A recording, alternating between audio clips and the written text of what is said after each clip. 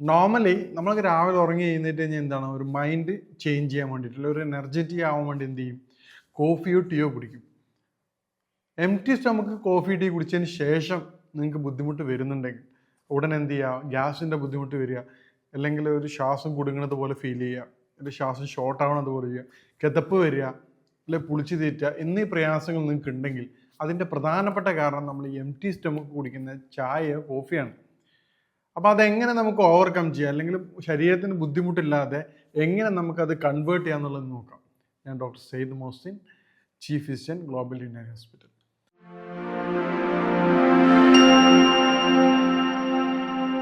ഈ രാവിലെ ഉറങ്ങി എഴുന്നേറ്റ് കഴിഞ്ഞ ഉടനെയുള്ള നമ്മൾ പറഞ്ഞതുപോലെയുള്ള ഈ പറഞ്ഞ ചായ അല്ലെങ്കിൽ കോഫി കുടിച്ചതിന് ശേഷം ഉണ്ടാവുന്ന ബുദ്ധിമുട്ടുകളുടെ ഏറ്റവും പ്രധാനപ്പെട്ട കാരണം ഇതിൽ അടങ്ങിയിരിക്കുന്ന കണ്ടന്റുകൾ അത് ബ്രെയിനിനെ സ്റ്റിമുലേറ്റ് ചെയ്യും. ബ്രെയിൻ സ്റ്റിമുലേറ്റ് ചെയ്യുന്ന ബ്രെയിൻ എന്ത് ചെയ്യും? അഡ്രിനൽ ഗ്ലാൻഡിനോട് കോർട്ടിസോൾ എന്നുള്ള ഹോർമോൺ പ്രൊഡ്യൂസ് ചെയ്യാൻ വേണ്ടി പറയും.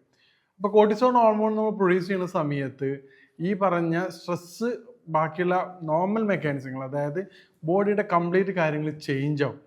ഒരു എമർജൻസി സിറ്റുവേഷനെ ഹാൻഡിൽ ചെയ്യുന്ന രൂപത്തിലേക്ക് ബോഡി മാറും.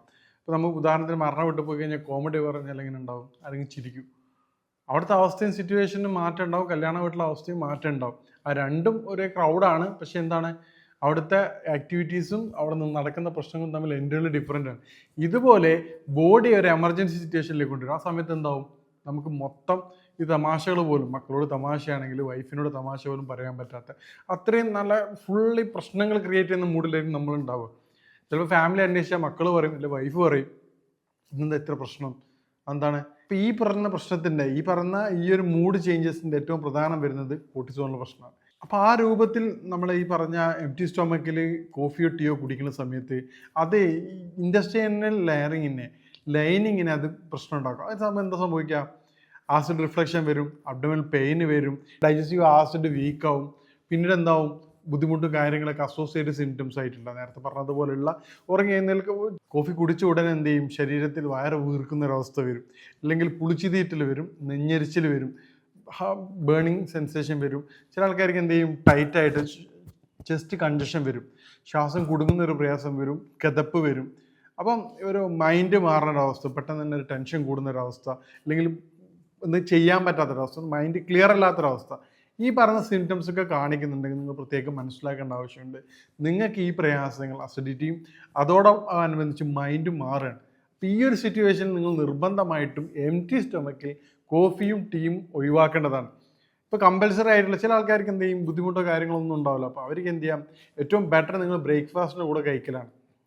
ചില ആൾക്കാർക്ക് കമ്പൽസറി ആയിരിക്കും, കാരണം എന്താണ്? ഉറങ്ങി എഴുന്നേറ്റുള്ള ഒരു കോഫി ഒരു ടീ നിർബന്ധമായിരിക്കും. ആ സമയത്ത് എന്ത് ചെയ്യണം? അങ്ങനെ കഴിക്കുന്ന ഒരാളാണെങ്കിൽ നിങ്ങൾ എം ടി സ്റ്റൊമക്കിൽ ഉറങ്ങി എഴുന്നേറ്റുടനെ 2 ഗ്ലാസ്സുകളും ചൂടുവെള്ളം കുടിക്കുക. അത് നമ്മുടെ ഈ പറഞ്ഞ ഡൈജസ്റ്റീവ് ആസിഡിനെയും മൈൻഡിനെയും സ്റ്റൊമക്കിനെയും അതുപോലെ വയറിനും നല്ലൊരു കൂളിംഗ് എഫക്റ്റ് കൊടുക്കും. അപ്പോൾ ബോഡി ഒന്ന് പ്രിപ്പയർ ചെയ്യാം. ഓക്കെ, കുഴപ്പമില്ല, എന്തൊക്കെ വരാൻ പോകുന്നുണ്ട്, പുള്ളി എഴുന്നേറ്റിട്ടുണ്ട്, അപ്പോൾ ഡൈജസ്റ്റിന് വേണ്ടി പ്രിപ്പയർ ചെയ്യാം എന്ന പ്രശ്നങ്ങളൊക്കെ. അപ്പം ഒരുവിധം ബോഡിയെ തയ്യാറായി കഴിഞ്ഞു. എന്നിട്ട് എന്ത് ചെയ്യാം? ചെറിയ ഡ്രൈ ഫ്രൂട്ട്സോ അല്ലെങ്കിൽ ലഘുവായിട്ടുള്ള വളരെ സിമ്പിളായിട്ടുള്ള ബേക്കറി ഐറ്റംസും ബിസ്ക്കറ്റ്സും പൂർണ്ണമായിട്ട് ഒഴിവാക്കുക. അതിന് പകരമായിക്കൊണ്ട് വളരെ സിമ്പിളായിട്ടുള്ള ഡ്രൈ ഫ്രൂട്ട്സ് എന്തെങ്കിലും കഴിക്കുക. അപ്പോൾ എന്താവും? ഈ പറഞ്ഞ അതിൻ്റെ കൂടെ നിങ്ങൾ ഈ പറഞ്ഞ കോഫി അളവ് വളരെ കുറച്ച് മാത്രം കുടിക്കുക. ബാക്കി എന്ത് ചെയ്യുക? അലോങ് വിത്ത് ബ്രേക്ക്ഫാസ്റ്റിൻ്റെ കൂടെ കഴിക്കുന്ന രൂപത്തിലേക്ക് പോസ്റ്റ്പോൺ ചെയ്യുക. അപ്പം ഇതെന്ത് ചെയ്യും? ബോഡി അതിനനുസരിച്ച് മെക്കാനിസം അറിയാതെ മാറിക്കൊണ്ടിരിക്കും. നിങ്ങൾ ചെക്ക് ചെയ്യുകയാണെങ്കിൽ എന്ത് ചെയ്യും? അത് നല്ല എഫക്റ്റായിട്ട് മാറുകയും ചെയ്യും. ബാക്കി നിങ്ങളുടെ ഈ പറഞ്ഞ രാവിലെ ഉറങ്ങി കഴിഞ്ഞിട്ടൊരു എനർജിക്ക് പകരം അല്ലെങ്കിൽ മൂഡ് ചേഞ്ച് ചെയ്യുന്നതിന് പകരം എന്താവും? നേരെ നെഗറ്റീവിൽ പോകുന്നതിന് പകരം അത് കൂടുതൽ പോസിറ്റീവായിട്ട് മാറും. അതോടൊപ്പം തന്നെ ശ്രദ്ധിക്കേണ്ട കാര്യം, നിങ്ങൾക്ക് ഈ പറഞ്ഞ വയറിൻ്റെ ബുദ്ധിമുട്ടും അസ്വസ്ഥതകളും ഉണ്ടെങ്കിൽ നിങ്ങൾ ശ്രദ്ധിക്കണം. നിങ്ങൾ വാങ്ങുന്ന പാല് പ്രത്യേകം ശ്രദ്ധിക്കുക. ഇന്ന് മാർക്കറ്റിൽ അവൈലബിൾ ആയിട്ടുള്ള എല്ലാവിധ ഒട്ടുമിക്ക കമ്പനികളുടെയും പാലിൽ മിൽക്ക് പൗഡർ നന്നായിട്ട് ആഡ് ചെയ്യുന്നുണ്ട്. മിൽക്ക് പൗഡർ ഇൻഡൈജഷനും വയറിൻ്റെ പ്രശ്നത്തിനും പ്രധാനമായിട്ട് കാരണം ഉണ്ടാകും. അപ്പോൾ ആ ബുദ്ധിമുട്ടുള്ള ഒരാളാണെങ്കിൽ നാച്ചുറലായിട്ട് പാല് കിട്ടുമെന്ന് നോക്കുക. ഇല്ലെങ്കിൽ മിൽക്ക് പൗഡർ ഒഴിവാക്കുക. അതിന് പകരം എന്ത് ചെയ്യുക? ബ്ലാക്ക് ടീയും ബ്ലാക്ക് കോഫിയും കുടിക്കുക. ബ്ലാക്ക് കോഫിയിൽ ഹൈ ആൻറ്റി ഓക്സിഡൻ്റ് ആണ്, അത് വളരെ ഹെൽത്തിയും കൂടിയാണ്. അപ്പോൾ ആ രൂപത്തിൽ ചേഞ്ച് ചെയ്യുകയാണെങ്കിൽ നമുക്ക് എന്ത് ചെയ്യാൻ പറ്റും? ഈ പറഞ്ഞ പ്രശ്നങ്ങൾ ഒഴിവാക്കി കിട്ടും. ഇനിയിപ്പം നോർമൽ പാലാണെങ്കിലും മറ്റേ മിൽക്ക് പൗഡർ പ്രശ്നമില്ലാത്തൊരു വ്യക്തിയാണെങ്കിലും ഒരു പീസ് ഇഞ്ചി ചതച്ചിട്ട് അതിൽ ചേരും. നമുക്കറിയാം ഔട്ട് ഓഫ് കേരളത്തിന് പുറത്ത് പോയി കഴിഞ്ഞാൽ വ്യാപകമായിട്ട് ഉപയോഗിക്കുന്ന സാധനമാണ് ചായ. നമ്മുടെ നാട്ടിലുമാരില്ല, പക്ഷെ അവരുടെ ക്വാണ്ടിറ്റി വളരെ കുറവായിരിക്കും. അവിടെ ഈ പറഞ്ഞ ചായക്ക് ടേസ്റ്റ് മസാല ചായ ആയിരിക്കും. അതിൽ ഈ പറയുന്ന ഇഞ്ചിയും അതുപോലെ ഈസി ഡൈജസ്റ്റീവ് ആയിട്ടുള്ള കണ്ടൻസ് ഉപയോഗിക്കുന്നുണ്ട്. അതുകൊണ്ട് തന്നെ അത് വയറിന് യാതൊരു ബുദ്ധിമുട്ടുണ്ടാവില്ല. അപ്പം ഈ പറഞ്ഞ കാര്യങ്ങൾ ശ്രദ്ധിക്കുകയാണെങ്കിൽ, ഈ പറഞ്ഞ കാര്യങ്ങൾ നമ്മൾ ഭക്ഷണ രീതിയിൽ ഉൾപ്പെടുത്തുകയാണെങ്കിൽ, ഈ പറഞ്ഞ കോഫിയുടെയും ചായയുടെയും കഴിച്ചാലുള്ള ബുദ്ധിമുട്ട്, നമ്മൾ ശ്രദ്ധിക്കാതെ വരുന്ന ഈ പ്രയാസം നമുക്ക് പൂർണ്ണമായിട്ട് മാറ്റിയെടുക്കാൻ പറ്റും. ഇത് നേരത്തെ പറഞ്ഞതുപോലെ പിന്നെ നല്ല ഇറഗുലറായിട്ട് ചെയ്യുന്ന അല്ലെങ്കിൽ ബുദ്ധിമുട്ടൊന്നും ഇല്ലെങ്കിൽ നിങ്ങൾക്ക് ഏറ്റവും ബെസ്റ്റ് കുടിക്കാൻ പറ്റുന്ന അവസ്ഥ ബ്രേക്ക്ഫാസ്റ്റിൻ്റെ കൂടെയാണ്. ഈ രൂപത്തിൽ നിങ്ങൾ ക്രമീകരിക്കണം. ഇപ്പോൾ തുടർച്ചയായിട്ട് ഗ്യാസിൻ്റെ ബുദ്ധിമുട്ടുള്ള ഒരു വ്യക്തിയാണെങ്കിൽ ചില പേഷ്യൻസ് പറയാറുണ്ട്, ഡോക്ടർ ഞാൻ പച്ചവെള്ളം കുടിച്ചു കഴിഞ്ഞാൽ പോലും ഞാൻ ഇതിങ്ങനെ കുടിക്കുന്ന സമയത്ത് ഈ ട്രാക്കിലൂടെ കറക്റ്റായിട്ട് അറിയും എന്ന് പറയാറുണ്ട്.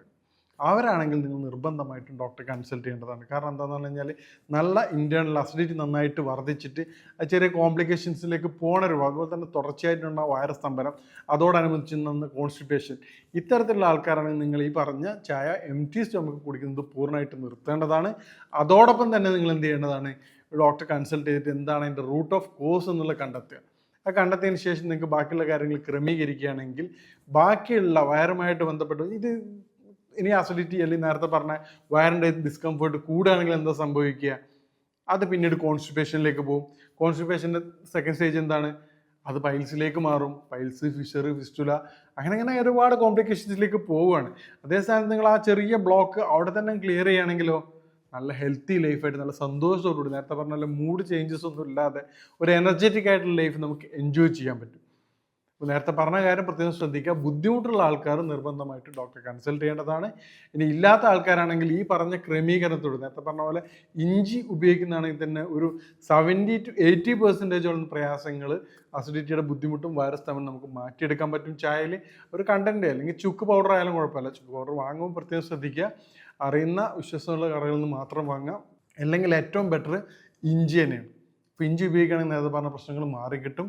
ഇനി പിന്നെ ഇതുമായിട്ട് ബന്ധപ്പെട്ട അല്ലെങ്കിൽ ഗ്യാസിൻ്റെ ബുദ്ധിമുട്ടും പ്രയാസങ്ങളായിട്ട് ബന്ധപ്പെട്ട സംശയങ്ങൾ എനിക്ക് നമ്പറിൽ ബന്ധപ്പെടാവുന്നതാണ്. ഇനി മറ്റൊരു ഹെൽത്ത് വിഷയമായിട്ട് കാണാം. നന്ദി.